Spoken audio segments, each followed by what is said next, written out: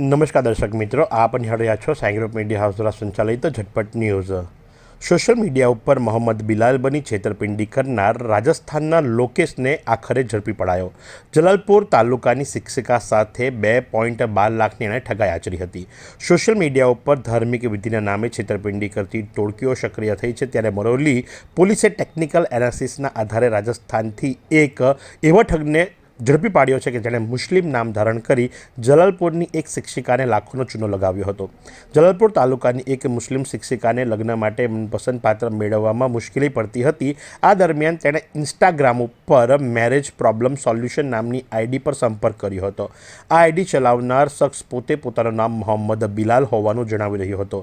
તેણે શિક્ષિકાને વિશ્વાસમાં લીધી કે લગ્ન માટે છોકરાના પરિજનો રાજી નથી તો ધાર્મિક વિધિ અને હાજી પાસે દુઆ કરાવી પડશે।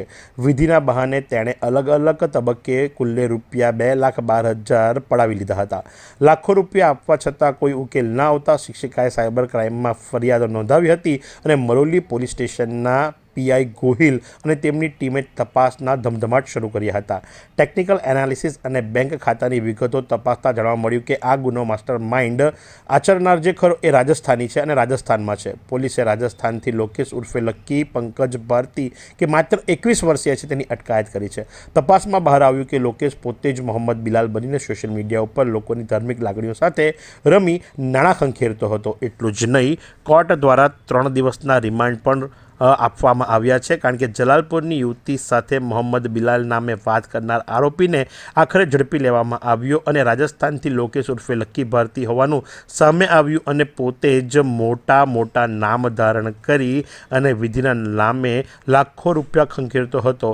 હાલ કોર્ટે 3 દિવસના તપાસ રિમાન્ડ મંજૂર કર્યા છે અને વધુ તપાસ જે ખરા એ RS ગોહિલ પીઆઈ મોરલી કરી રહ્યા છે। તો આજ પ્રમાણે આવા અવનવા સમાચારો માટે આપ નિહાળતા રહો ઝટપટ ન્યૂઝ। એવી કઈ હોસ્પિટલ છે જ્યાં કેન્સર માટે સર્જરીની સેવા હોય, કીમોથેરાપીની સારવાર હોય, રેડિયેશનની સારવાર હોય, પીટી સીટી સ્કેન હોય, કેન્સરની પેથોલોજી હોય, મેમોગ્રાફી હોય, એટલે કે બધું જ। હા, બધી જ સારવાર એક જ હોસ્પિટલમાં હોય, તે છે નવસારી નિરાલી કેન્સર હોસ્પિટલ।